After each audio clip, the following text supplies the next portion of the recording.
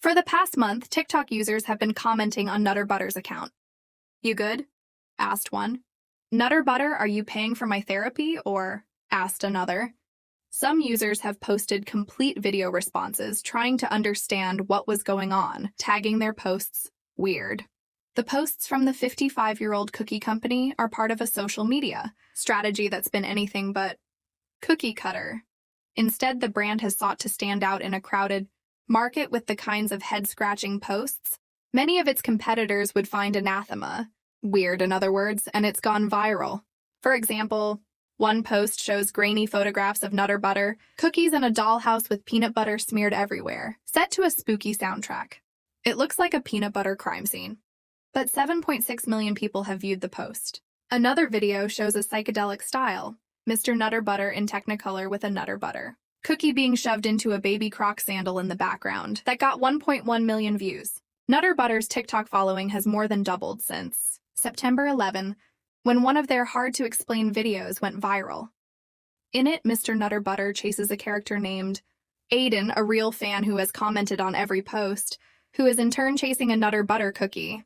The video now has 12.5 million views. Since then, the account has gone from 400,000 followers to 1.1 million, according to the team behind the content. Zach Poczekaj, a senior social media manager at Dentsu Creative, Nutter Butter's creative partner, Caitlin Bulmarsic, the brand manager for Nutter Butter, and Kelly Amatangelo, the digital and social lead for Mondelez, which owns Nutter Butter, run the cookie's social media accounts. "This is absurd and out there. Are you doing it on purpose?" Zach Poczekaj: "Yes, we do it because our followers ask for it. That's what they find entertaining." "The crazier the better?" Poczekaj: "Yeah. We want to leave room for interpretation because that's what causes people to ask questions and come up with theories. And then we pull from those theories and we say, that could be a part of this whole storyline that we're going after." Caitlin Bulmarsic: "We're seeing millions of views on videos that we launched a long time ago, and you can tell it's just people that are scrolling back in the feed to try to understand and put it all together, which has been fun to see as part of this viral moment." How would you describe the type of content you are putting out there?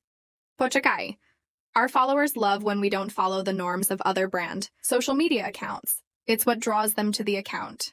It's like a rabbit hole that they can kind of fall into, and they see these surreal posts. So yeah, it's on purpose." Has there been a direct correlation with increased followers to sales? Bulmarsic: "It's a very live situation. It's kind of happening as we speak.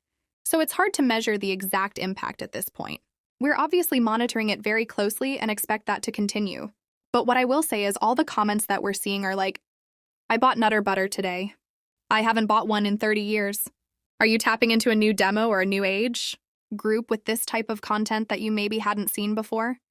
Kelly Amatangelo: "It's really spreading across a lot of generations, from Gen Z to Millennial and Gen X, which we love to see as a brand on organic social.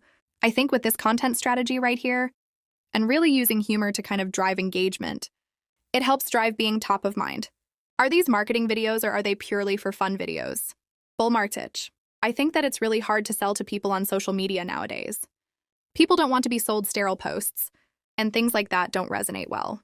Last year, for April Fool's Day, we started to post recipe content, which is what a lot of other brands do seriously.